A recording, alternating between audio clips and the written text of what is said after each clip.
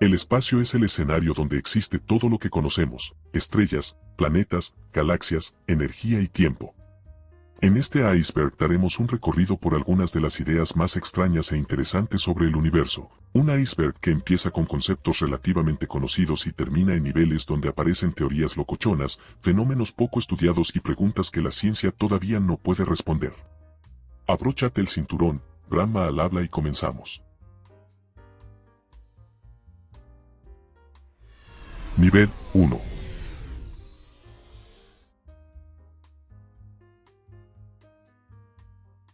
El Big Bang es el modelo que describe el origen y la evolución temprana del universo.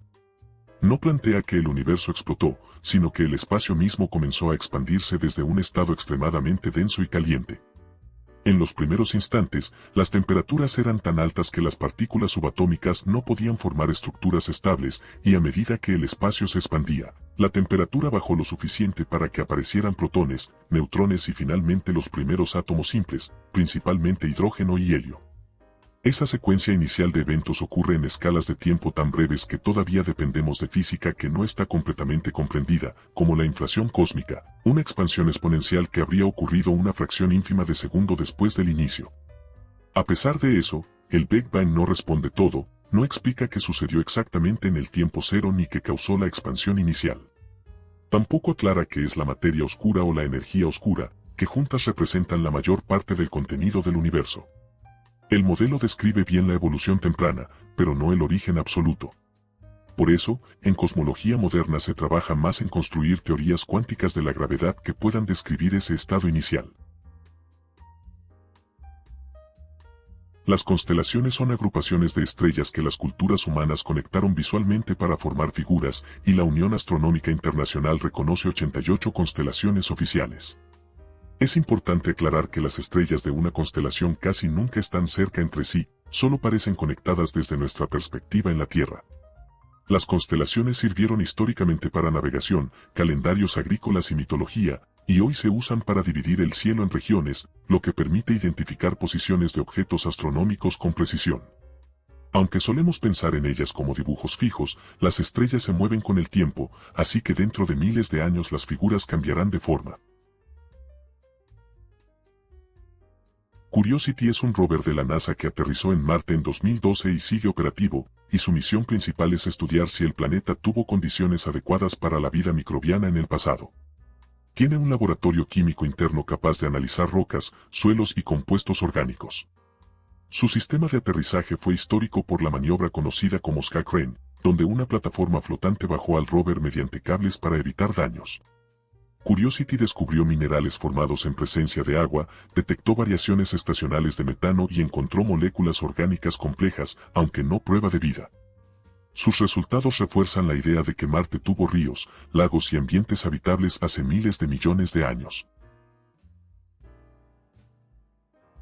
En el espacio no hay sonido porque no existe un medio donde las ondas puedan propagarse. El sonido necesita partículas físicas, como aire o agua, para vibrar y transmitir energía.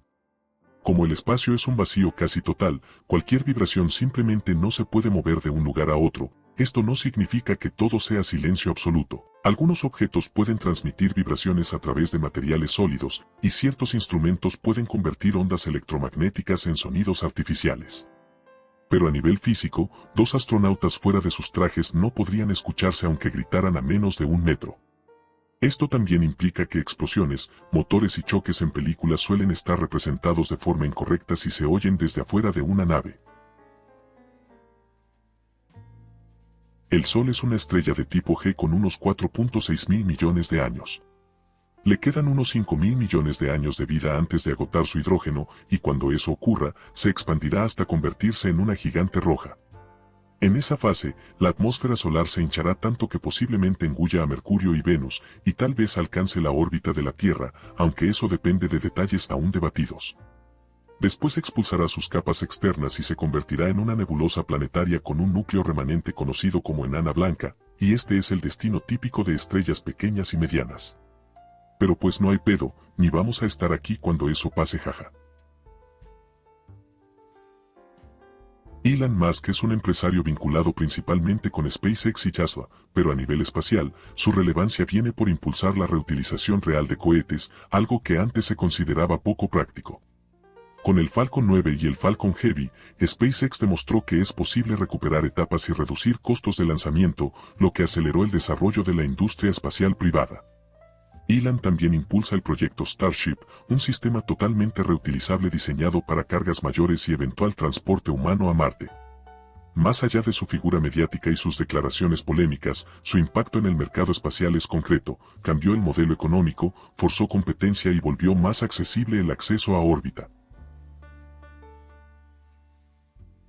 La Estación Espacial Internacional es un laboratorio orbital construido entre 1998 y 2011 por una colaboración internacional, NASA, Roscosmos, ESA, JAXA y CSA.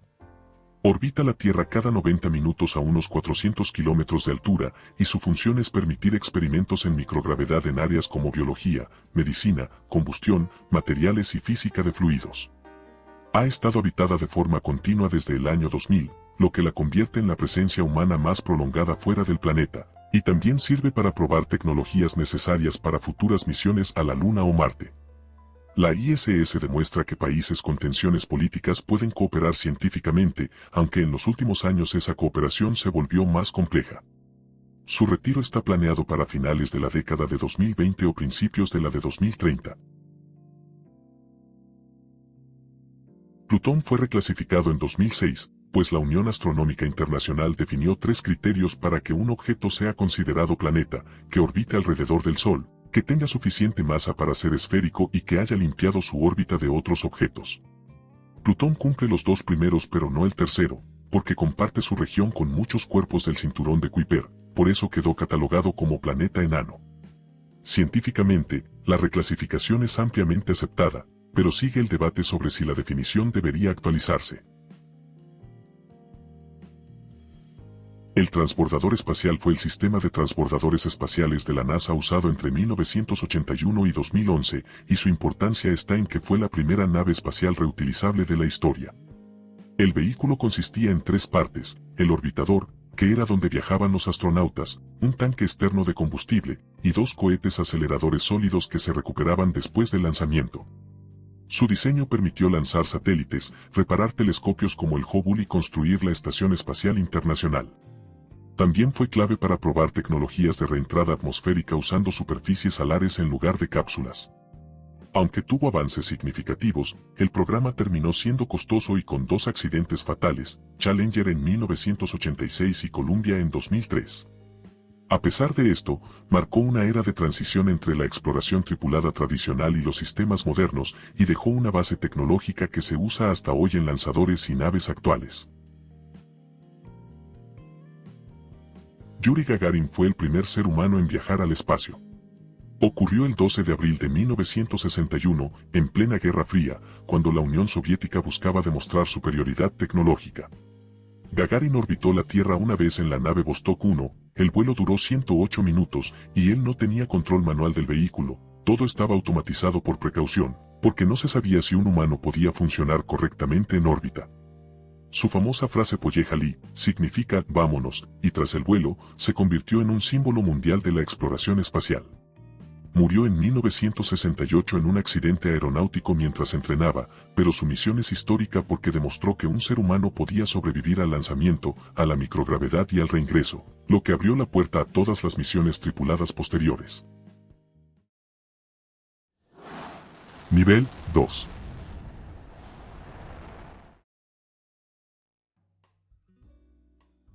Los 2 desastres del programa del transbordador espacial fueron Challenger en 1986 y Columbia en 2003.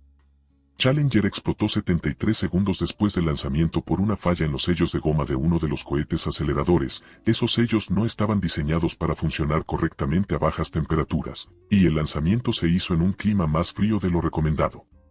La falla dejó escapar gases calientes que perforaron la estructura y destruyeron el vehículo. Columbia se perdió al reingresar cuando un pedazo de espuma aislante del tanque externo golpeó el ala durante el despegue, dañando las losetas térmicas. Ese daño permitió la entrada de aire caliente a velocidades hipersónicas en el reingreso, lo que desintegró el orbitador. Ambos accidentes revelaron problemas culturales dentro de la NASA, decisiones apresuradas, presión por cumplir plazos y subestimación de riesgos. Después de cada desastre se implementaron reformas, pero el programa terminó siendo más costoso y peligroso de lo previsto. Los agujeros negros son regiones del espacio donde la gravedad es tan intensa que nada puede escapar, ni siquiera la luz, y estos se forman cuando una estrella masiva colapsa después de agotar su combustible nuclear. El punto crítico se llama horizonte de sucesos, una frontera invisible donde la velocidad de escape supera la velocidad de la luz. Dentro, la teoría predice una singularidad, un punto donde la densidad sería infinita, aunque muchos científicos creen que esa singularidad es un límite matemático y no una descripción física real. Los agujeros negros no son aspiradoras, no absorben materia indiscriminadamente, simplemente atraen como lo haría cualquier objeto muy masivo.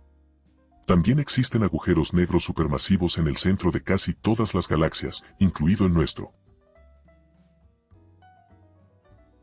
La misión Apolo 13, lanzada en 1970, sufrió una explosión en uno de los tanques de oxígeno del módulo de servicio camino a la Luna.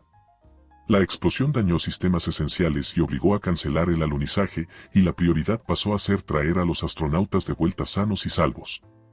El módulo lunar, diseñado para 2 personas por pocos días, tuvo que usarse como bote salvavidas para mantener a los 3 astronautas con energía y oxígeno. La tripulación enfrentó problemas como la acumulación de dióxido de carbono, escasez de energía y trayectorias críticas para regresar a la Tierra. Apolo 13 es recordado como un éxito dentro del fracaso porque mostró la capacidad del equipo en tierra y en órbita para improvisar soluciones bajo enorme presión. La mayoría de las galaxias conocidas tienen un agujero negro supermasivo en su centro. Estos objetos tienen masas que pueden ir desde millones hasta miles de millones de veces la del Sol. No se sabe con certeza cómo se formaron, pero las teorías más aceptadas indican que crecieron a partir de semillas de agujeros negros primordiales o colapsos de cúmulos de estrellas masivas. La evidencia viene del movimiento de estrellas y gas en el núcleo galáctico, orbitan tan rápido que solo una masa extremadamente compacta puede explicarlo. Lo interesante es que estos agujeros negros no solo están ahí, sino que influyen en la evolución de la galaxia. Sus chorros de energía pueden apagar procesos de formación estelar o reorganizar el gas disponible, y también se cree que pueden ayudar a estabilizar la estructura de las galaxias espirales. Chris Hadfield es un astronauta canadiense conocido por su rol como comandante de la Estación Espacial Internacional en 2013. Se volvió popular por sus videos educativos desde el espacio, donde mostraba tareas cotidianas como lavarse las manos o tocar la guitarra, y en lo técnico, Chris tuvo una carrera larga como piloto de pruebas y astronauta de la Agencia Espacial Canadiense. Participó en misiones del transbordador, hizo caminatas espaciales y trabajó en la instalación de módulos de la ISS.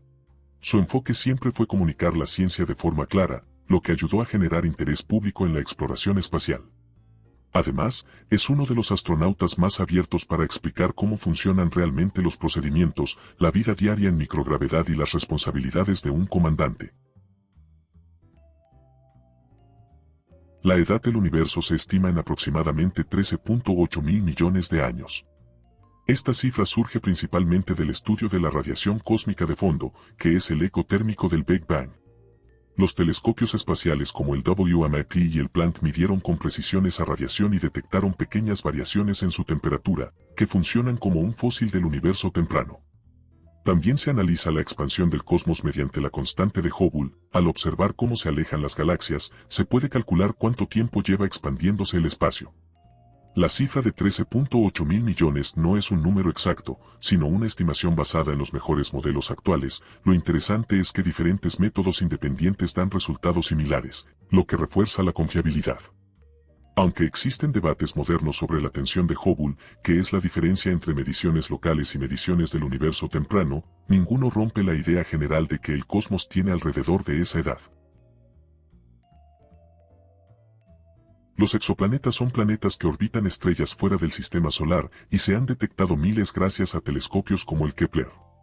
Lo interesante es la diversidad. Hay mundos rocosos, gigantes gaseosos calientes, supertierras y planetas en zonas habitables.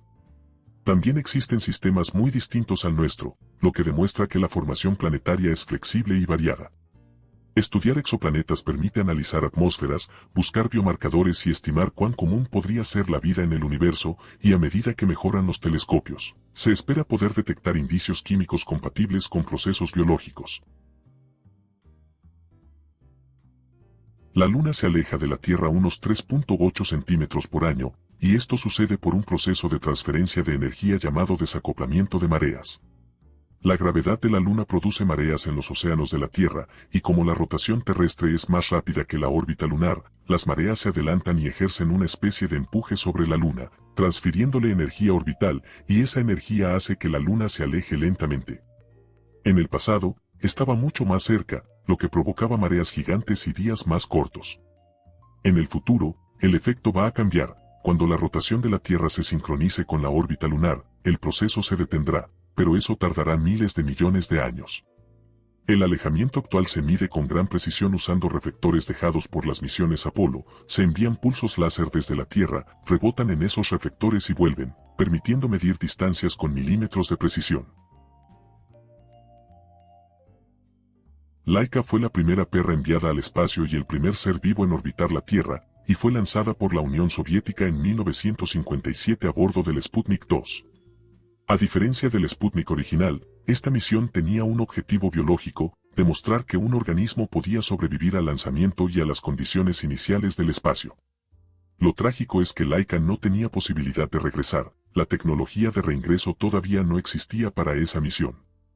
Durante décadas se dijo que había muerto de forma indolora después de unos días, pero luego se confirmó que falleció pocas horas después del lanzamiento por sobrecalentamiento. Su misión abrió el camino para los vuelos tripulados, aunque también marcó un debate ético fuerte sobre el uso de animales en la exploración espacial.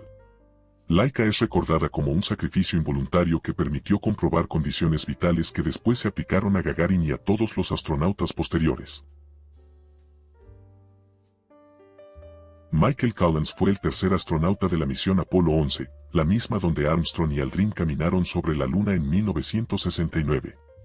Collins fue el piloto del módulo de mando, el vehículo que quedó orbitando alrededor de la Luna mientras los otros dos descendían.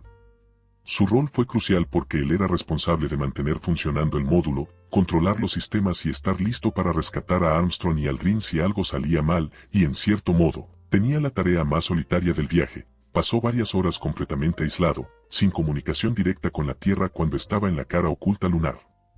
Aún así, Collins siempre dijo que no sintió soledad, sino una fuerte concentración en su trabajo. Sin su parte, la misión no hubiera sido posible, porque el módulo lunar no podía regresar a la Tierra. Él fue quien los trajo de vuelta, y aunque no caminó sobre la superficie, Collins es considerado uno de los astronautas más importantes por su calma y profesionalismo durante una misión tan delicada. Los satélites orbitan la Tierra porque tienen la velocidad horizontal justa para caer alrededor del planeta sin llegar a impactar contra él. Una órbita es básicamente una caída constante, donde la curvatura de la Tierra coincide con la trayectoria de esa caída, y para conseguirlo, los cohetes los aceleran a velocidades que van desde unos 7.8 km por segundo para órbitas bajas hasta más de 11 km por segundo para trayectorias de escape.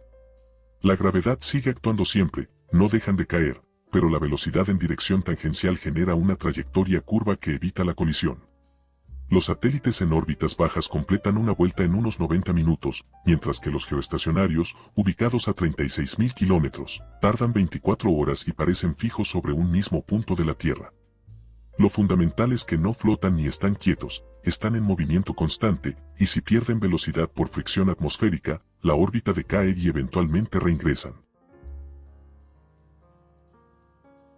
La velocidad de la luz en el vacío es aproximadamente 299.792 km por segundo, es un límite fundamental del universo según la relatividad de Einstein. No es solo la velocidad de la luz, es la velocidad máxima a la que puede viajar cualquier información o interacción, y esto cambia totalmente cómo entendemos el tiempo y el espacio. Por ejemplo, cuanto más rápido se mueve un objeto, más lento pasa el tiempo para el respecto a un observador externo. Además, nada con masa puede alcanzar esa velocidad porque necesitaría energía infinita. Lo interesante es que la velocidad de la luz no depende de la velocidad del observador, siempre se mide igual, algo que resultó clave para reformular la física moderna. También define distancias astronómicas. Un año luz es la distancia que la luz recorre en un año, unos 9.46 billones de kilómetros. La velocidad de la luz no es una preferencia del universo, está ligada a la estructura del espacio-tiempo y a constantes físicas que determinan cómo se propagan las ondas electromagnéticas.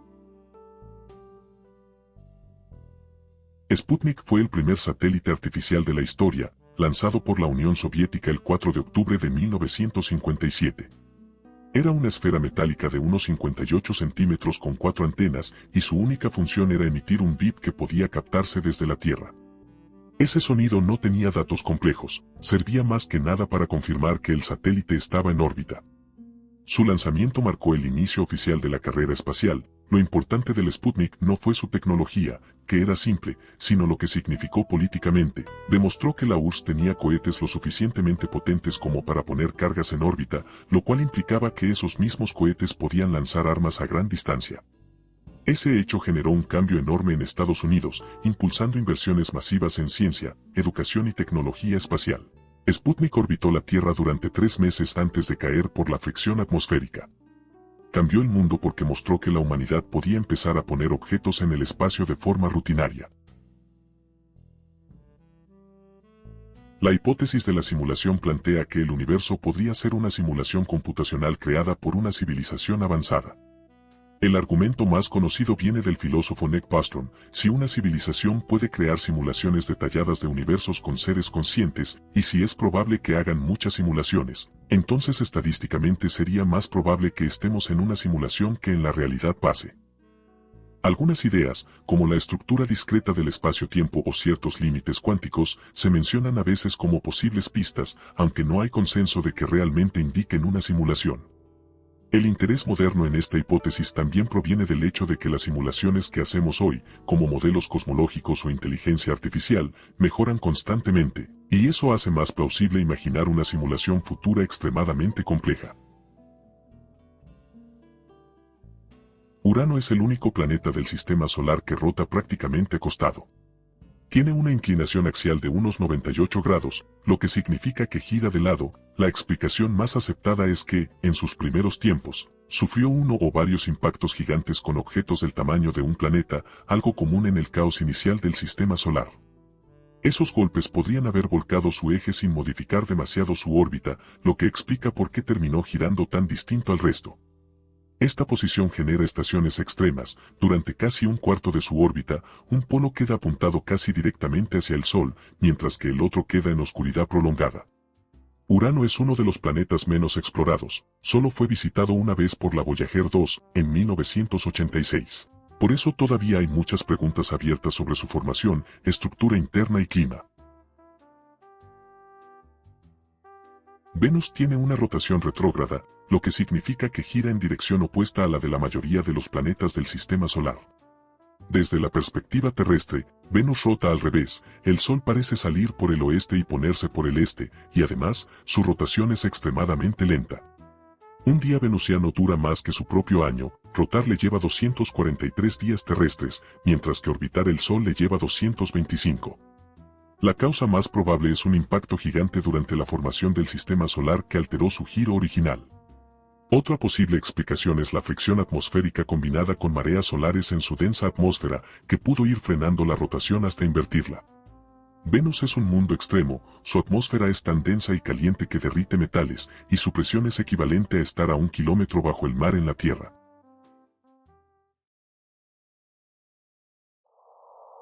Nivel 3.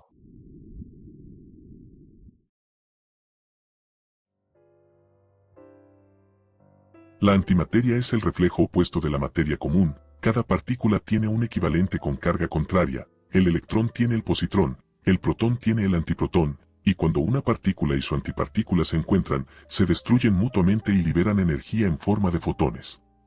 Esta simetría plantea un problema fundamental. Según los modelos actuales, el Big Bang debería haber producido cantidades iguales de materia y antimateria. Sin embargo, el universo observable está compuesto casi exclusivamente de materia. Esta simetría sigue sin explicarse completamente y es uno de los mayores enigmas de la física moderna. La antimateria no existe de manera estable en la naturaleza, pero se produce de forma espontánea en algunos procesos, como en rayos cósmicos o en desintegraciones radioactivas. En teoría, la antimateria sería un combustible extremadamente eficiente, pero producir incluso unos nanogramos requiere enormes cantidades de energía y complejos aceleradores. La ceguera espacial es un problema real que afecta a astronautas que pasan mucho tiempo en microgravedad. Se ha observado que, después de semanas o meses en el espacio, algunos experimentan una disminución notable en la visión. Esto ocurre porque, sin gravedad, los fluidos corporales se desplazan hacia la cabeza, generando presión en el nervio óptico y alterando la forma del globo ocular. Es un riesgo serio para misiones largas, porque no solo afecta la visión, sino que puede causar daños permanentes si no se controla. El cinturón de Kuiper es una región del sistema solar ubicada más allá de la órbita de Neptuno, entre unas 30 y 55 unidades astronómicas. Es una zona llena de cuerpos helados, restos de la formación del sistema solar, y entre ellos se encuentran planetas enanos como Plutón, Haumea, Makemake y Eris. Esta región funciona como un equivalente exterior del cinturón de asteroides, pero mucho más grande y compuesto sobre todo de hielo de agua, metano y nitrógeno congelado. El estudio del cinturón de Kuiper es importante por dos razones principales. Primero, porque ayuda a entender cómo se formaron los planetas gigantes y cómo migraron a lo largo del tiempo, y segundo, porque muchos cometas de periodo corto provienen de esta región. El cinturón de Kuiper también podría influir en la dinámica orbital de los planetas exteriores y posiblemente estar relacionado con la hipótesis del planeta 9, un cuerpo masivo aún no detectado. La clasificación estelar es un sistema que organiza a las estrellas según su temperatura y características espectrales. El esquema más usado es este, donde las estrellas tipo O son las más calientes y azules, mientras que las M son las más frías y rojas. El Sol es una estrella G2V, lo que indica su temperatura media y que pertenece a la secuencia principal, la etapa donde las estrellas fusionan hidrógeno en helio.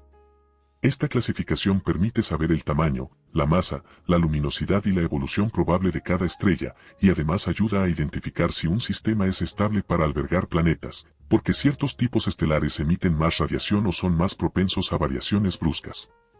La clasificación también sirve para estudiar la estructura galáctica, porque ciertos tipos de estrellas son más comunes en regiones jóvenes y otras se encuentran más en zonas viejas del disco galáctico. La estática de televisión analógica contenía un componente curioso, una pequeña fracción del ruido blanco proviene de la radiación cósmica de fondo, o sea, el eco del Big Bang. Aunque la mayor parte del ruido se debía a interferencias terrestres, señales mal sintonizadas y limitaciones tecnológicas, una mínima parte, menos del 1%, era radiación microondas que ha viajado por el universo durante 13.800 millones de años. Esta radiación fue descubierta formalmente en 1965 por Penzias y Wilson, pero años más tarde se volvió un dato popular que conecta una tele con el origen del universo. La radiación cósmica de fondo es una de las evidencias más fuertes de que el universo tuvo un inicio caliente y denso. La fusión es el proceso por el cual los núcleos atómicos ligeros se combinan para formar núcleos más pesados, liberando una gran cantidad de energía. Es el mecanismo que alimenta al Sol y a todas las estrellas, y para que ocurra fusión se necesitan temperaturas y presiones extremadamente altas, capaces de vencer la repulsión entre los núcleos cargados positivamente. En el Sol, estas condiciones se dan de forma natural por su enorme masa, pero en la Tierra recrear este proceso ha sido un desafío tecnológico enorme. Si la fusión se dominara, podría proporcionar energía limpia, sin emisiones de carbono y con residuos mínimos comparados con la fisión nuclear. Sin embargo, alcanzar el punto en el que la energía producida sea mayor que la consumida ha sido difícil. La fusión es una promesa y un objetivo científico que modificaría radicalmente la producción energética humana. Los micrometeoritos son fragmentos diminutos de material espacial, generalmente de tamaño menor a 1 milímetro, que caen constantemente sobre la Tierra, y se estima que llegan decenas de miles de toneladas por año, pero al ser tan pequeños suelen pasar desapercibidos y se mezclan con polvo normal. Estos granos provienen de cometas, asteroides y colisiones entre cuerpos rocosos en el sistema solar, y su importancia radica en que conservan la composición del material primitivo del sistema solar, lo que permite estudiar cómo se formaron los planetas.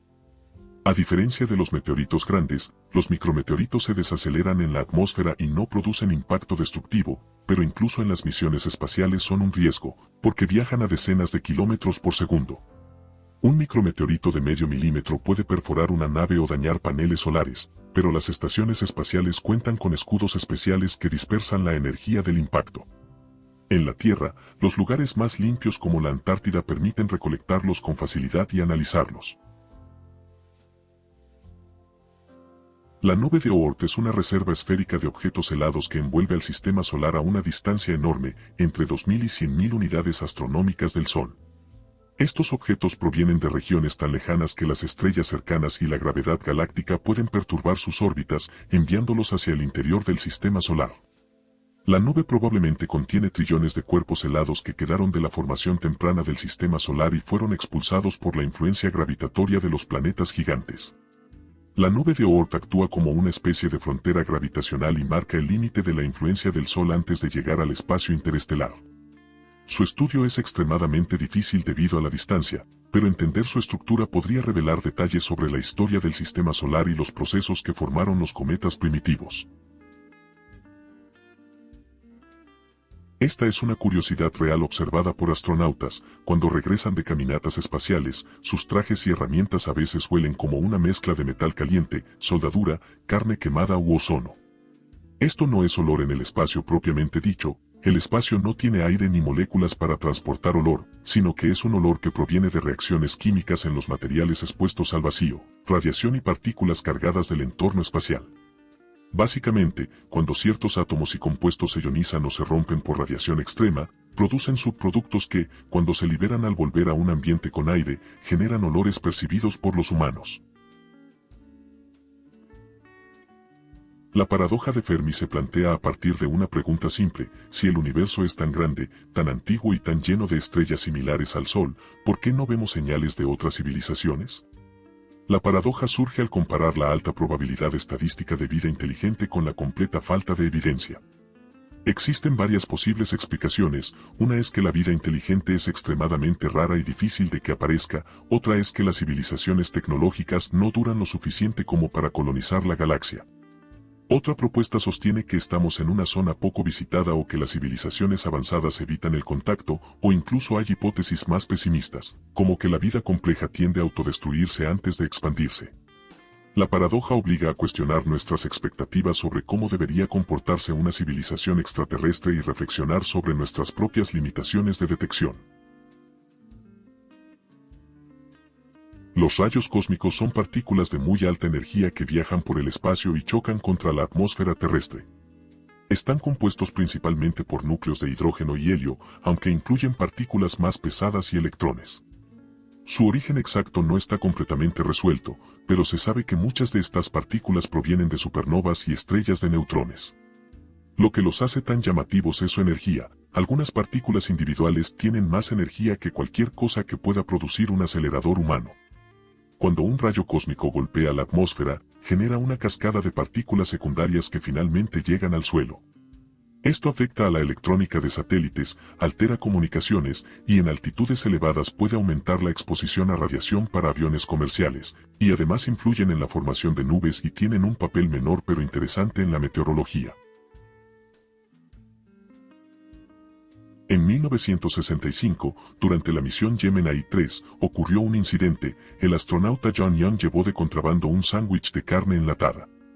Lo hizo como una broma, pero resultó ser un verdadero problema. Al abrirlo en microgravedad, las migajas comenzaron a flotar dentro de la cabina.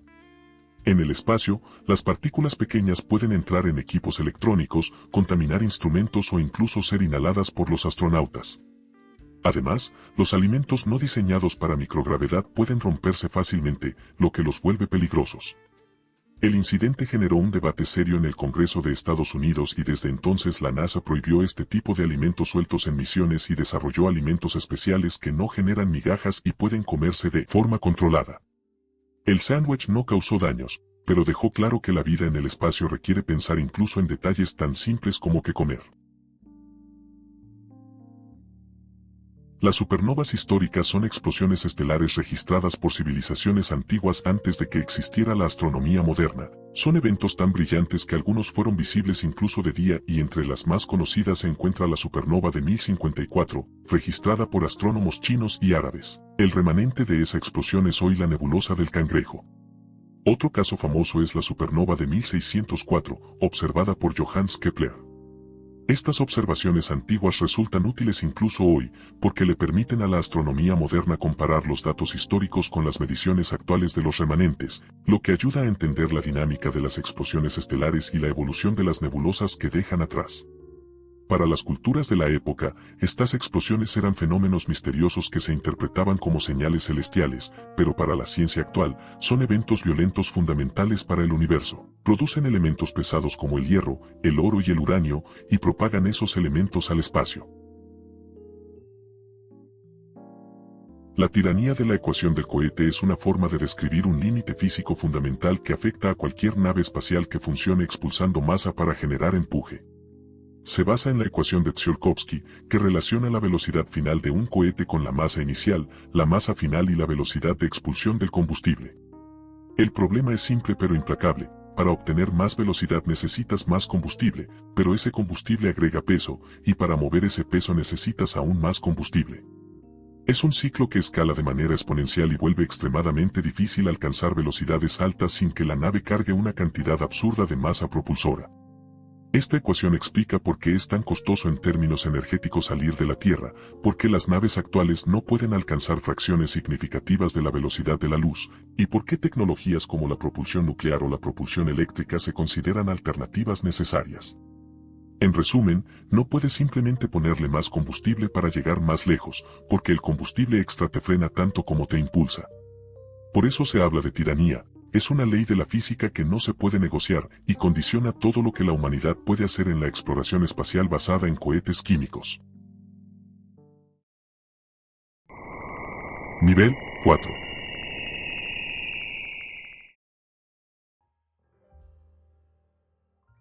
Las banderas de las misiones Apolo siguen en la superficie lunar, pero ya no conservan sus colores originales. La radiación ultravioleta del Sol golpea directamente la superficie sin ningún tipo de atmósfera que la filtre, y con el paso de las décadas la tela sintética se degradó completamente y perdió los pigmentos, y esto significa que hoy las banderas son blancas o están prácticamente desintegradas. La NASA nunca diseñó esas banderas para resistir medio siglo de radiación extrema, ciclos térmicos brutales, microimpacto, entre otros. La evidencia proviene de imágenes orbitales capturadas por la sonda Lunar Reconnaissance Orbiter, que muestran sombras de los mástiles, pero no detalles de color. Aunque el mástil y la barra horizontal siguen en pie, la bandera como símbolo ya no existe tal como fue plantada. El cohete N-1 fue el equivalente soviético del Saturno V, y su meta era llevar cosmonautas a la Luna. Era un diseño extremadamente ambicioso, 30 motores en la primera etapa trabajando al mismo tiempo, algo que en su época era casi imposible de sincronizar, y se mantuvo el proyecto en secreto durante décadas. Entre 1969 y 1972 realizó 4 lanzamientos y los 4 fallaron, 2 de ellos de manera espectacular. El primer intento explotó segundos después del despegue, y el segundo generó una de las explosiones no nucleares más grandes de la historia. Los problemas incluían fallas de software y falta de pruebas de motores individuales. Tras la muerte de Sergei Korolev, un científico e ingeniero de cohetes y naves espaciales, considerado como el fundador del programa espacial soviético, el programa perdió dirección. En 1974, el proyecto lunar soviético fue cancelado y el N-1 se mantuvo clasificado hasta finales de los 80. Hace unos 66 millones de años, un asteroide enorme chocó contra la Tierra en lo que hoy es la península de Yucatán, México, formando un cráter gigantesco llamado Chicxulub, de más de 180 kilómetros de diámetro. Ese asteroide, de aproximadamente unos 10 a 15 kilómetros de ancho, impactó a una velocidad brutal, liberando una energía enorme comparable a 1.000 millones de veces la bomba atómica de Hiroshima. El choque levantó una inmensa nube de polvo y rocas que cubrieron la atmósfera global durante meses o quizá años. Esa nube impidió que la luz del sol llegara a la superficie, lo que detuvo la fotosíntesis, redujo drásticamente las temperaturas y colapsó la cadena alimentaria. Como resultado, más del 75% de todas las especies dejaron de existir en un proceso llamado extinción masiva del Cretácico Paleógeno. Los dinosaurios no avianos, que habían dominado el planeta por casi 200 millones de años, desaparecieron, dejando espacio evolutivo para que los mamíferos, incluidos nosotros, prosperaran. Una esfera de Dyson es una megaestructura hipotética propuesta por el físico Freeman Dyson en 1960. La idea original no era construir literalmente una cáscara sólida, sino imaginar una red o enjambre de satélites orbitando una estrella para capturar tanta energía como sea posible de su luz y radiación. La motivación detrás de esto es imaginar cómo una civilización muy avanzada podría satisfacer su enorme demanda de energía. En lugar de depender de recursos limitados en un planeta, una estructura tipo Dyson tomaría energía directamente de una estrella entera, lo que ofrecería cantidades inimaginables de energía para tecnología, transporte, vida y expansión. Los científicos han sugerido que podríamos buscar señales indirectas de su existencia observando el infrarrojo de estrellas donde su luz visible parece faltante, lo que podría indicar absorción artificial de energía. Titán, la luna de Saturno, es el único cuerpo del sistema solar, además de la Tierra, que tiene lagos, ríos y mares en superficie, pero en vez de agua, están hechos de metano y etano líquidos debido a la temperatura extremadamente baja, cercana a los menos 179 grados Celsius. Estos lagos forman un ciclo completo similar al ciclo hidrológico terrestre: evaporación, nubes, lluvia y escurrimiento. Desde 2007, Cassini confirmó grandes mares como Kraken Mare y Ligeia Mare. Aunque es demasiado frío para la vida como la conocemos, podría contener moléculas precursoras importantes. Además, bajo la corteza helada podría existir un océano subterráneo de agua mezclada con amoníaco, lo cual abre la posibilidad de ambientes habitables. Aunque solemos asociar los anillos con planetas gigantes como Saturno, algunos objetos más pequeños también pueden tener sistemas de anillos. El caso más conocido es Chariclo, un cuerpo menor entre Saturno y Urano, que tiene dos anillos finos. Otro candidato es Haumea, un planeta enano del cinturón de Kuiper, que también tiene un anillo. La idea de lunas con anillos surge porque teóricamente una luna con suficiente masa podría capturar o generar su propio disco de partículas. La existencia de anillos en cuerpos chicos cambia como entendemos la dinámica gravitatoria, porque su formación requiere condiciones específicas: la distancia correcta al objeto, baja velocidad relativa y un equilibrio donde las partículas no caigan ni escapen. La materia oscura es una forma de materia que no emite luz, no absorbe radiación y no interactúa mediante las fuerzas electromagnéticas. Solo se detecta por su gravedad, y sabemos que existe porque las galaxias giran demasiado rápido como para mantenerse unidas solo con la materia visible. Las mejores estimaciones indican que el 27% de toda la materia del universo es materia oscura, lo que no sabemos es qué es exactamente. Podrían ser partículas desconocidas más masivas que los protones, o campos exóticos que aún no comprendemos. Los experimentos que buscan interacciones mínimas no han encontrado resultados concluyentes. La materia oscura es una de las piezas faltantes más grandes de la cosmología moderna, y sin resolverla no podemos explicar la estructura a gran escala del cosmos. La historia del origen de la Luna comienza hace unos 4.5 mil millones de años, cuando el sistema solar todavía estaba en formación y todo era mucho más caótico de lo que es hoy. La explicación que la mayoría de astrónomos acepta actualmente se llama la teoría del gran impacto, y según esta teoría un cuerpo del tamaño de Marte, al que los científicos llaman Theia, chocó violentamente contra la Tierra en sus primeras etapas.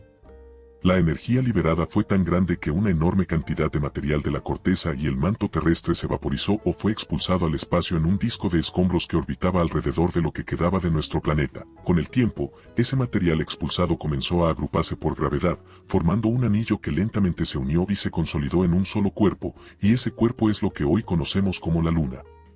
La colisión también dio a la Tierra un importante impulso de energía y ayudó a inclinar su eje, lo que con el tiempo contribuyó a la existencia de las estaciones del año. La evidencia que respalda esta teoría es amplia. Por un lado, las rocas lunares traídas por las misiones Apolo muestran que la composición isotópica del oxígeno es prácticamente idéntica a la de las rocas terrestres, algo que sugiere un origen compartido. Simulaciones modernas también han demostrado que una colisión de este tipo puede producir un satélite de tamaño y características muy similares a las de la Luna, consolidándolo en órbita en cuestión de horas o meses después del choque inicial. Un planeta de diamante no es algo sacado de ciencia ficción, surge cuando un planeta rocoso se forma en un entorno extremadamente rico en carbono. Si además posee un núcleo masivo, las presiones internas pueden convertir grandes cantidades de carbono en diamante sólido.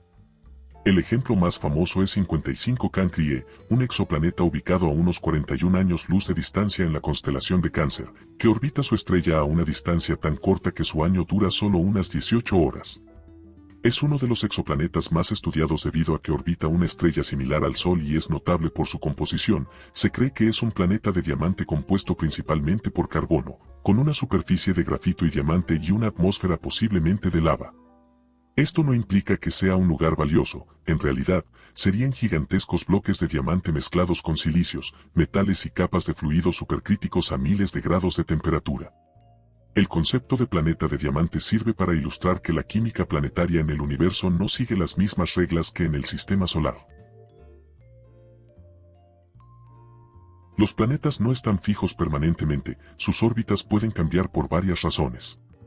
Por ejemplo, cuando un planeta recibe una colisión enorme de otro cuerpo, como un asteroide gigante, o si pasa demasiado cerca de otro cuerpo muy masivo, como una estrella o un agujero negro, la energía gravitacional puede alterar su trayectoria.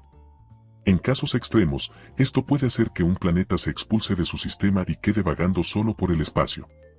Además, interacciones gravitacionales entre varios planetas grandes pueden, con el tiempo, inestabilizar órbitas y hacer que uno termine siendo expulsado. El polvo lunar es uno de los problemas más subestimados de la exploración espacial. Tiene una textura similar al vidrio molido porque en la Luna no existe erosión por viento o agua que suavice los bordes. Cada partícula es afilada a nivel microscópico y se adhiere prácticamente a cualquier superficie debido a la carga electrostática generada por la radiación solar. Para los astronautas del programa Apolo, el polvo lunar se volvió un pedote, se pegaba a los trajes, se metía en las juntas, raspaba filtros y hasta tenía olor parecido a la pólvora quemada. Lo más grave es que, si se inhala, puede causar daños pulmonares parecidos al silicio industrial, un riesgo que la NASA reconoce como crítico para futuras bases lunares. Además, puede degradar paneles solares, instrumentos ópticos y mecanismos móviles.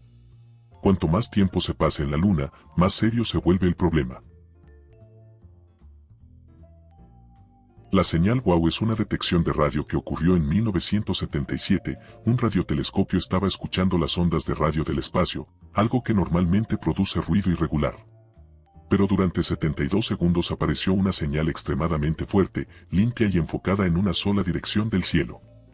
Era tan distinta de todo lo demás que el astrónomo Jerry Aman la marcó en el papel y escribió WOW, que terminó siendo el nombre con el que se la conoce hoy. Lo que la vuelve interesante es que coincidía perfectamente con lo que debería ser una señal real proveniente del espacio profundo, duró justo el tiempo necesario, tenía la intensidad exacta que se espera de algo lejano y venía de una zona del cielo donde no hay interferencias conocidas. Además, estaba en una frecuencia que muchos científicos consideran ideal para comunicaciones inteligentes, porque es una banda muy silenciosa de forma natural.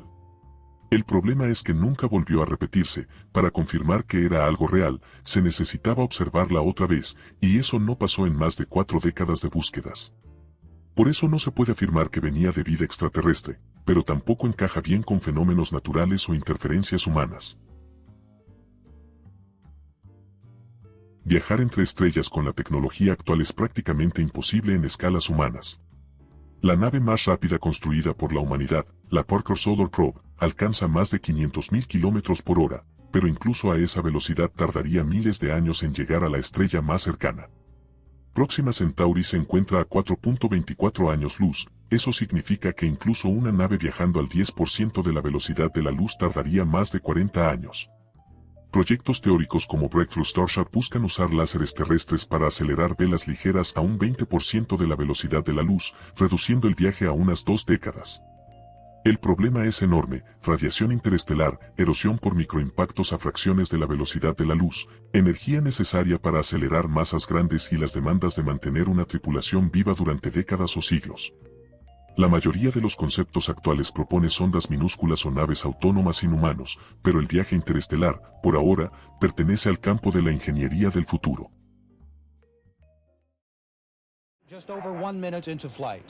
Nivel 5.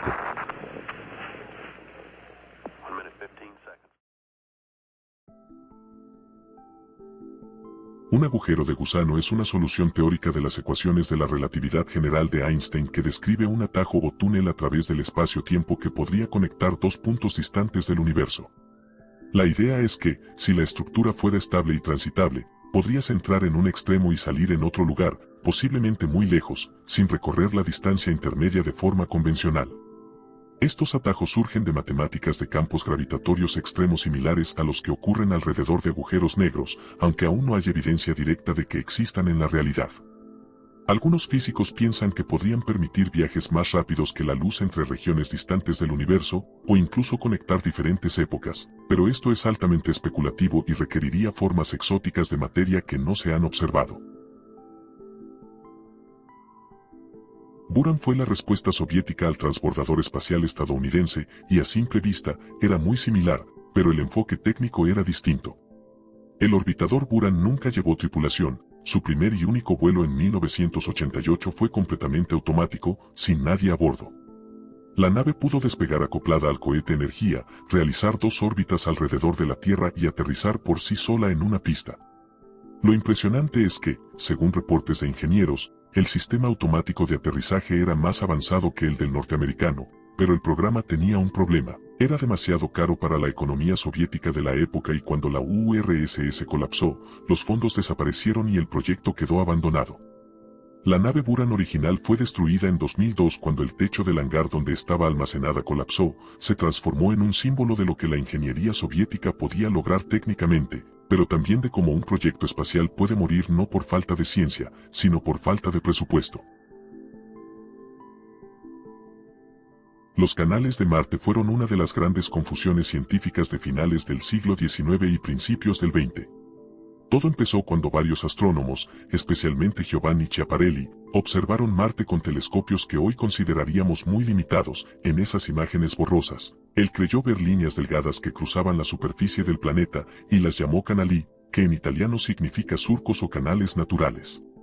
Ahí es donde entra Percival Lowell, un astrónomo estadounidense que quedó fascinado con la idea. Lowell estaba convencido de que Marte era un mundo desértico que estaba perdiendo su agua, y que una civilización avanzada habría construido enormes canales para transportarla desde los polos.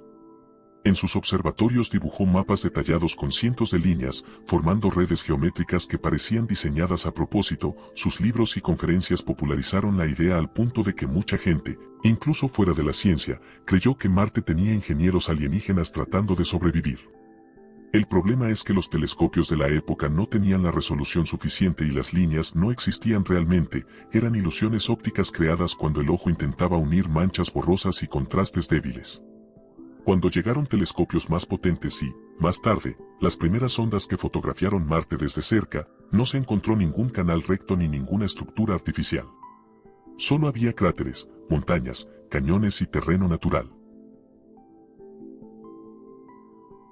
En varias misiones espaciales se han enviado restos humanos simbólicos al espacio. No es algo masivo, pero sí hay ejemplos conocidos. Por ejemplo, la empresa Celestis ha enviado cápsulas con pequeñas muestras de cenizas en cohetes y satélites. Uno de los casos más famosos es el de Clyde Tombaugh, descubridor de Plutón, cuyas cenizas viajan a bordo de la sonda New Horizons, que sobrevoló Plutón en 2015 y ahora sigue su camino hacia el cinturón de Kuiper.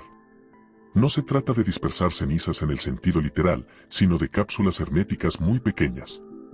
La idea es más conmemorativa que científica, aún así, marca un punto curioso: el espacio exterior ya contiene trazos humanos que no son naves ni robots, sino restos personales enviados por decisión cultural. Los cuásares son algunos de los objetos más luminosos del universo. En esencia, son núcleos activos de galaxias donde un agujero negro supermasivo está devorando materia. Cuando la materia cae hacia el agujero negro, se calienta a millones de grados y libera una cantidad enorme de energía, produciendo luz visible, rayos X y radio. Lo llamativo es que pueden brillar más que toda su galaxia combinada. Los cuásares suelen encontrarse en el universo temprano, lo que significa que eran más comunes cuando las galaxias estaban en formación y la materia disponible era abundante, y el hecho de que existan cuásares tan antiguos y tan grandes plantea preguntas difíciles sobre cómo se formaron los agujeros negros supermasivos tan rápido. Hoy sabemos que los cuásares son etapas de crecimiento extremo en la vida de muchas galaxias, incluida posiblemente la nuestra, aunque ahora ya no esté activa. En física, solemos hablar de un universo de 4 dimensiones, 3 espaciales y una temporal. Pero este concepto apunta a otra idea, la posibilidad de que el espacio tenga 4 dimensiones espaciales en lugar de 3. Si existiera una cuarta dimensión espacial, la materia normal estaría confinada en una especie de superficie tridimensional dentro de un espacio más grande. En ese marco, la gravedad sí podría filtrarse a la dimensión adicional, lo que explicaría por qué parece tan débil en comparación con el electromagnetismo.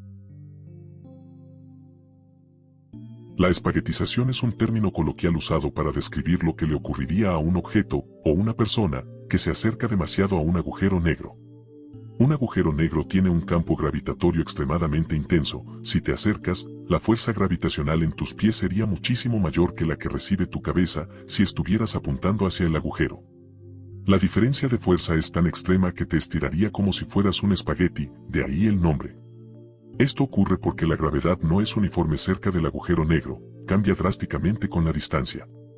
En teoría, cualquier materia sería tironeada y alargada en una dirección hasta que se desintegre, algo que solo ocurre en situaciones de gravedad extrema como dentro del horizonte de eventos de un agujero negro.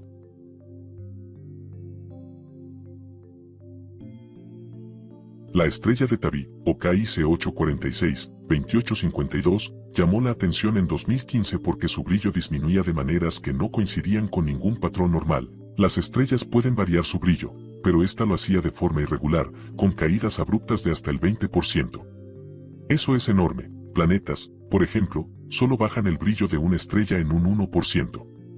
La rareza inspiró todo tipo de hipótesis, incluyendo la idea especulativa de que podría tratarse de una megaestructura extraterrestre del tipo esfera de Dyson, pero con el tiempo, acumulando datos y comparando distintas longitudes de onda, la mayoría de los astrónomos llegó a una explicación más natural. Probablemente sea polvo irregular alrededor de la estrella, posiblemente producido por cometas fragmentados o material en desintegración, y aunque la idea de la megaestructura quedó eliminada.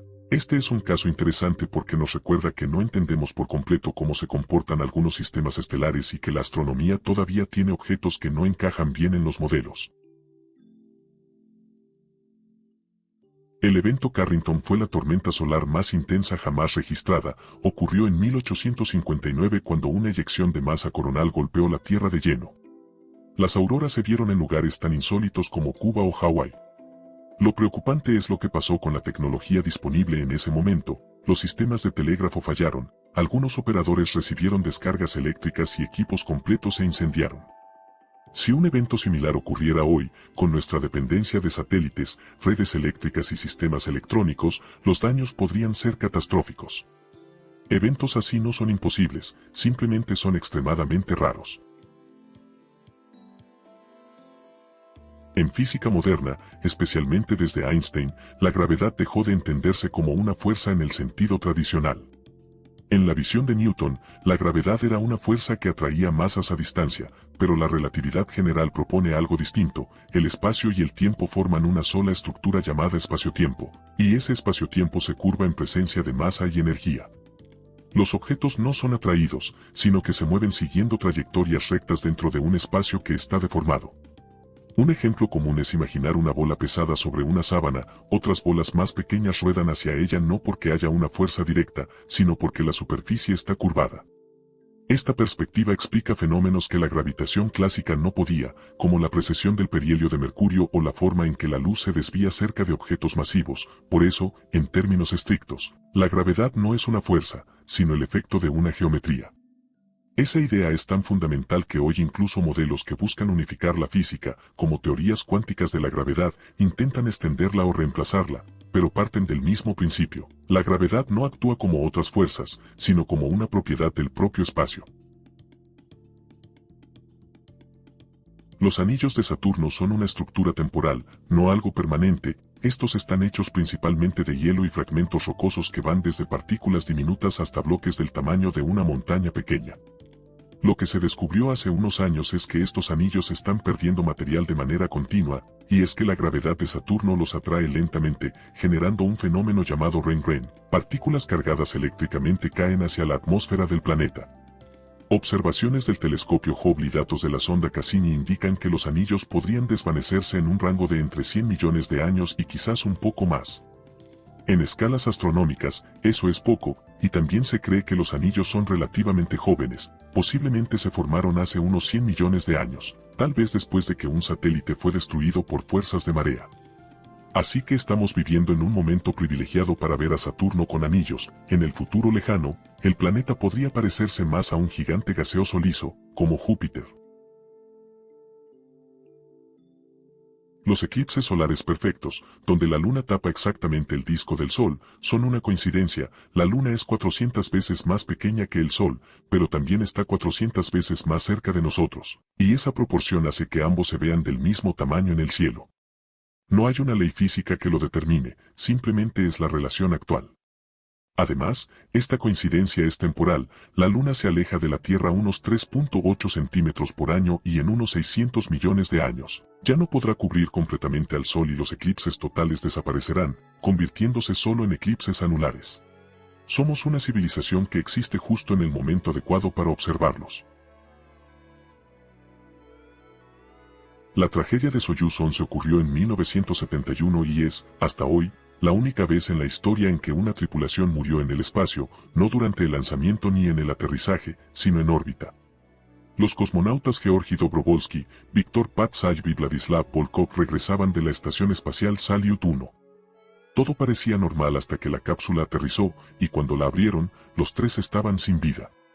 Una válvula de despresurización se había abierto accidentalmente durante la separación de módulos, dejando escapar todo el aire, y el problema fue que la cápsula no tenía trajes presurizados. El diseño soviético había priorizado llevar 3 personas en vez de 2 con traje y en segundos, la falta de presión los dejó inconscientes. Este accidente cambió por completo los procedimientos soviéticos, y a partir de ese momento todas las tripulaciones debían despegar y regresar usando trajes presurizados. Vladimir Komarov fue el cosmonauta asignado al vuelo Soyuz 1 en 1967, una nave que, según múltiples ingenieros, tenía fallas críticas de diseño que no habían sido resueltas, pero a pesar de esos reportes, la misión siguió adelante por presión política, ya que el vuelo estaba vinculado a un aniversario importante para la Unión Soviética. La situación empeoró cuando al despegarse el panel solar principal, este no se abrió, dejando a la nave sin suficiente energía. Komarov logró estabilizar la nave y prepararla para el reingreso, pero el paracaídas de frenado no se despegó correctamente. La cápsula impactó contra el suelo a gran velocidad y Komarov murió en el acto, y su caso se recuerda porque fue consciente de que la nave estaba defectuosa, pero aún así decidió volar para evitar que su sustituto, Yuri Gagarin, fuera enviado en su lugar.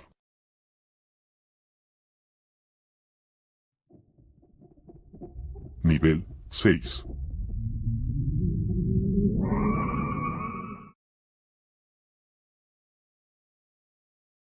Probablemente la cascada más grande del sistema solar es Echus Chasma, ubicada en Marte en una región al norte del Valles Marineris, que es el sistema de cañones más grande del sistema solar.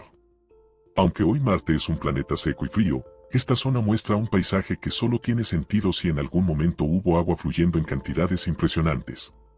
La idea no es que hubiera una cascada como las que vemos en la Tierra ahora, con agua cayendo en tiempo real, sino que hace miles de millones de años allí pudo haber existido un salto de agua tan grande que habría hecho parecer pequeñas a muchas cascadas terrestres. Para ser más exactos, esta cascada tenía aproximadamente 10 kilómetros de ancho y 4 kilómetros de alto. Las imágenes de sondas espaciales muestran canales que salen desde bordes altos hacia zonas profundas, y esas formas coinciden muy bien con procesos de erosión por agua. Hay surcos, ramificaciones y curvas que parecen dibujadas por un flujo que transportaba sedimentos. La escala es tan grande que, si hubieras estado parado allí en la época correcta, tal vez verías caer un río entero desde una altura de kilómetros. Lo interesante es que estas marcas no son superficiales ni pequeñas, implican que el flujo de agua fue sostenido y violento, suficiente para excavar canales enormes y dejar un frente de erosión que hoy sigue siendo visible desde el espacio. A partir de estas pistas, los científicos reconstruyen cómo era Marte cuando todavía podía generar ríos o incluso lluvias. La idea de dinosaurios venusinos surge de teorías marginales y antiguas interpretaciones científicas. A principios del siglo XX, muchos astrónomos creían que Venus era un planeta tropical cubierto de selvas, porque su atmósfera espesa impedía ver la superficie. Esa especulación llevó a escritores y algunos científicos a imaginar que podría tener vida compleja, incluso criaturas parecidas a dinosaurios. Con el tiempo, las ondas espaciales demostraron que Venus es, en realidad, uno de los lugares más hostiles del sistema solar, una temperatura capaz de derretir plomo y una presión aplastante. Obviamente, ningún dinosaurio podría vivir ahí. Hoy lo tomamos como una curiosidad, pero sirvió para entender que el espacio suele desafiar nuestras expectativas y también es un ejemplo de cómo, cuando no vemos directamente un planeta, tendemos a imaginarlo basándonos en experiencias de la Tierra. El Gran Atractor es una región misteriosa del universo que parece estar tirando gravitacionalmente de nuestra galaxia, de la Vía Láctea y de muchas otras cercanas. Lo descubrimos observando que nuestras galaxias vecinas no se movían como deberían según los modelos normales, algo gigantesco, o un conjunto de estructuras enormes, parece estar empujando o tirando del espacio de manera masiva. El problema es que esta región está ubicada detrás del plano de la Vía Láctea, donde el polvo estelar bloquea la visión directa. Sabemos que está ahí porque las velocidades de las galaxias apuntan hacia ese punto, como si hubiera una concentración colosal de masa. Algunos estudios sugieren que no es un objeto específico, sino una enorme concentración de supercúmulos. A pesar de toda la tecnología moderna, tenemos literalmente un punto ciego cósmico que condiciona el movimiento de nuestra propia galaxia. La energía oscura es una de las ideas más desconcertantes de la cosmología moderna, representa la fuerza responsable de que el universo no solo se expanda, sino que se expanda cada vez más rápido. Lo desconcertante es que, aunque compone cerca del 70% de todo lo que existe, no tenemos idea de qué está hecha. No interactúa con la luz, no la podemos medir directamente, y solo sabemos que existe porque observamos el comportamiento de las galaxias a gran escala. Los científicos creen que actúa como una presión opuesta a la gravedad, empujando las galaxias hacia afuera y acelerando la expansión cósmica. Si la energía oscura cambia con el tiempo, incluso podría decidir el destino final del universo, podría seguir expandiéndolo para siempre, frenarlo, o en un escenario más extremo, desgarrarlo todo en un futuro lejano. Para mucha gente que se inicia en astronomía, la energía oscura suena a ciencia ficción, pero es un concepto central en los modelos actuales del cosmos. Esta afirmación no es literalmente cierta desde un punto de vista físico, pero contiene una idea interesante. La madera, como la conocemos, es única en la Tierra porque proviene de vida vegetal compleja. En el universo observable, la mayor parte de la materia no está en forma de estructuras biológicas, sino como gas, plasma, estrellas, polvo y roca.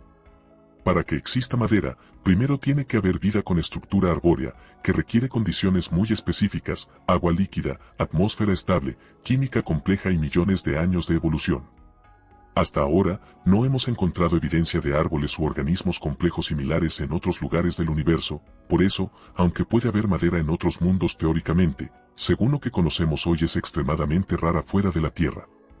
En contraste, materiales como carbono, silicio, hierro o incluso diamantes se forman de forma natural en muchos astros, y se han detectado en meteoritos, planetas y estrellas. La escasez de la madera entonces refleja que solo existe donde hay vida tal como la conocemos, lo cual, según toda la evidencia disponible, es único en nuestro planeta.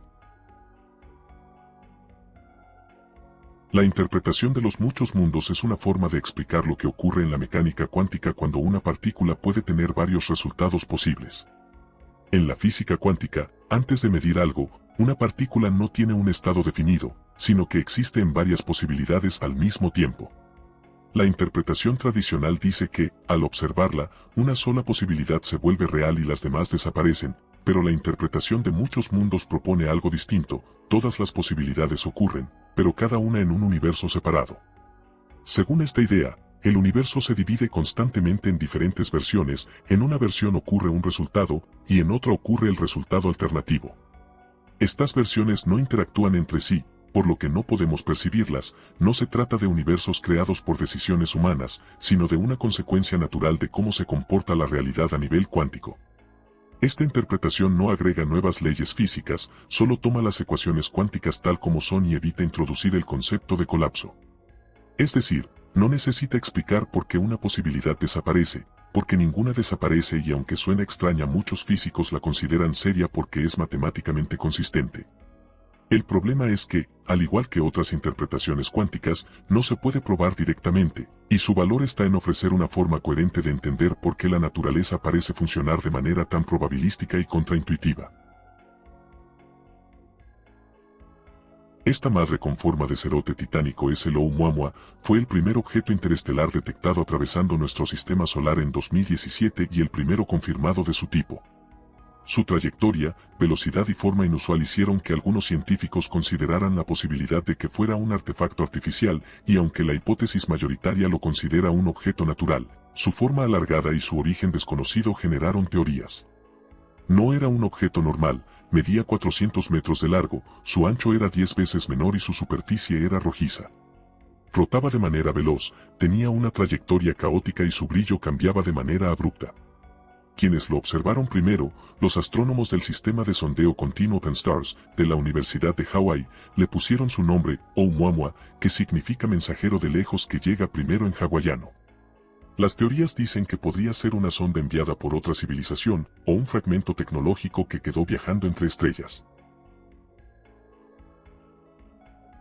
La teoría de cuerdas es una propuesta de la física que intenta explicar de forma unificada cómo funciona todo el universo, desde las partículas más pequeñas hasta la gravedad.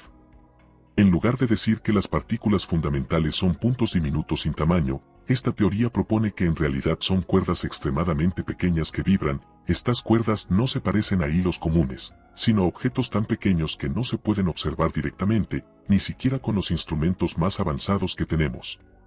La idea central es que cada tipo de vibración produce una partícula distinta, de la misma forma que una cuerda de guitarra produce diferentes notas según cómo vibre. Lo interesante es que esta teoría intenta resolver un problema muy grande de la física, unir la relatividad general, que explica la gravedad y el universo a gran escala, con la mecánica cuántica, que explica el comportamiento de las partículas subatómicas. Actualmente, ambas teorías funcionan muy bien por separado, pero entran en conflicto cuando se intentan combinar, y es que la teoría de cuerdas ofrece un marco matemático donde ambas pueden coexistir. Para que las ecuaciones funcionen, la teoría necesita más dimensiones que las 3 espaciales y el tiempo que conocemos. Estas dimensiones extra no las percibimos porque estarían enrolladas a escalas extremadamente pequeñas. Aunque todavía no hay pruebas experimentales que confirmen la teoría de cuerdas, sigue siendo estudiada porque es una de las pocas ideas capaces de describir, en un solo modelo, la estructura profunda de toda la realidad física. La teoría del bosque oscuro es una idea formulada en torno a por qué no hemos detectado civilizaciones extraterrestres, pese a que el universo es enorme y antiguo. Parte de ella viene de la paradoja de Fermi, que pregunta, si la vida es posible en muchas partes, ¿por qué no vemos señales claras de otras civilizaciones? La analogía principal compara el universo con un bosque oscuro lleno de cazadores. Según esta hipótesis, cada civilización avanzada sería extremadamente cautelosa porque no puede saber si otras son hostiles. Revelar su existencia podría ser peligroso porque una civilización más poderosa podría intentar destruirla para proteger sus propios recursos o evitar amenazas. Bajo esta visión, muchas civilizaciones optarían por permanecer silenciosas o esconderse, evitando transmitir señales o actividad que otras tecnologías avanzadas puedan detectar. Esto podría explicar la ausencia de comunicaciones o artefactos observables, incluso si la vida inteligente es relativamente común.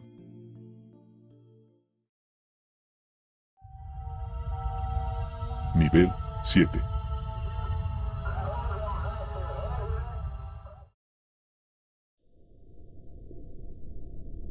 El factor de Lorentz es un número matemático que aparece directamente de la teoría de la relatividad especial y sirve para describir cómo cambian el tiempo, la longitud y la energía cuando algo se mueve muy rápido. En términos simples, es una fórmula que te dice cuánto se distorsionan las leyes físicas cuando un objeto se acerca a la velocidad de la luz. El valor se representa como gamma y crece muchísimo cuando te acercas a esa velocidad límite. Si vas lento, gamma es casi 1 y no pasa nada raro. Pero si empiezas a moverte a porcentajes significativos de la velocidad de la luz, gamma aumenta y empieza a provocar efectos que, desde la lógica cotidiana, parecen imposibles. El tiempo transcurre más lento para ti, tu longitud en dirección de movimiento se acorta y tu energía necesaria para acelerar crece sin parar. Este comportamiento explica por qué ninguna nave puede simplemente ir más rápido y llegar a la velocidad de la luz. A medida que gamma se infla, la energía requerida se vuelve tan grande que llega al infinito. Además, el factor de Lorentz está en el corazón de efectos comprobados experimentalmente, como el desfase temporal en los relojes de satélites GPS, que tienen que corregirse para que funcionen. En otras palabras, es la herramienta matemática que conecta nuestra experiencia clásica con el comportamiento real del universo cuando la velocidad y la energía alcanzan niveles extremos. The End of Greatness es una idea de cosmología que intenta describir cómo cambia el universo cuando lo miras en escalas cada vez más grandes. Si observas regiones pequeñas, como zonas cercanas a la Tierra, ves que existen estructuras claras, planetas, estrellas, sistemas planetarios. Si amplías la escala, encontrarás galaxias, cúmulos de galaxias y filamentos cósmicos que forman una especie de red tridimensional. Pero llega un punto, aproximadamente en escalas de cientos de millones de años luz, donde la presencia de estructuras deja de aumentar, no aparecen superestructuras más grandes que las que ya conocemos. Es decir, el universo deja de tener formas identificables y pasa a verse estadísticamente uniforme, y a ese punto se le llama The End of Greatness. Lo importante es que esta idea respalda uno de los principios fundamentales de la cosmología moderna: el universo, a escalas muy grandes, es homogéneo, no importa en qué dirección mires ni qué tan lejos observes, todo empieza a promediarse. Esta homogeneidad es clave para validar los modelos del Big Bang. Si no existiera este fin de la grandeza, y el universo continuara teniendo estructuras cada vez más grandes, entonces los modelos actuales no funcionarían. El flujo oscuro es un fenómeno propuesto en el que enormes regiones del universo parecen moverse todas en la misma dirección a velocidades muy altas, como si algo gigantesco tirara de ellas, y esto se detectó estudiando cómo se desplaza la radiación de fondo en galaxias lejanas. El problema es que, según los modelos actuales, el universo a grandes escalas no debería tener direcciones preferenciales. Si el flujo oscuro es real, podría implicar que existe alguna estructura gigantesca más allá del horizonte observable, algo tan grande que ni siquiera podemos verlo pero sí sentir su gravedad. El debate sigue abierto, y si se confirmara cambiaría la cosmología moderna, porque implicaría que lo que vemos es apenas un fragmento de un universo mucho más complejo y tal vez influenciado por regiones fuera de nuestro alcance. En relatividad, el tiempo no transcurre igual para todos. Para un fotón, que siempre viaja a la velocidad de la luz, el tiempo no pasa. Su reloj interno está completamente detenido. Eso significa que, desde el punto de vista del fotón, salir de una estrella y llegar a tus ojos ocurre en un mismo instante. El problema es que un fotón no puede tener un marco de referencia propio en el sentido clásico, pero la idea de que no experimenta tiempo surge de que el factor de Lorentz tiende al infinito para velocidades iguales a la luz. Esto también implica que la distancia se contrae a cero. Para nosotros, un fotón tarda 8 minutos en ir del Sol a la Tierra, pero para él, ese recorrido es instantáneo. Los starquakes, o terremotos estelares, son un fenómeno real que ocurre en algunas estrellas cuando su estructura interna se reajusta de forma brusca. La idea es parecida a los terremotos en la Tierra, pero en lugar de placas tectónicas, lo que se rompe o se deforma es la superficie y el interior de una estrella. En ciertas estrellas muy densas, especialmente en las estrellas de neutrones, la materia está tan comprimida que forma una especie de corteza extremadamente rígida. Estas estrellas suelen girar muy rápido y poseen campos magnéticos gigantescos, y con el tiempo, la rotación va cambiando ligeramente o el campo magnético se reorganiza, lo que genera tensiones enormes en esa corteza. Cuando la estructura ya no puede soportarlo, se quiebra de forma repentina, y a eso se le llama starquake. Cuando ocurre un starquake, la estrella libera una gran cantidad de energía en poco tiempo, y esa liberación puede detectarse desde la Tierra en forma de pulsos de radiación, especialmente rayos X y rayos gamma. Lo importante es que los starquakes ayudan a los científicos a estudiar el interior de las estrellas, algo que no se puede observar directamente. La idea del cerebro de Boltzmann es una paradoja estadística que apunta a un problema profundo en algunos modelos cosmológicos.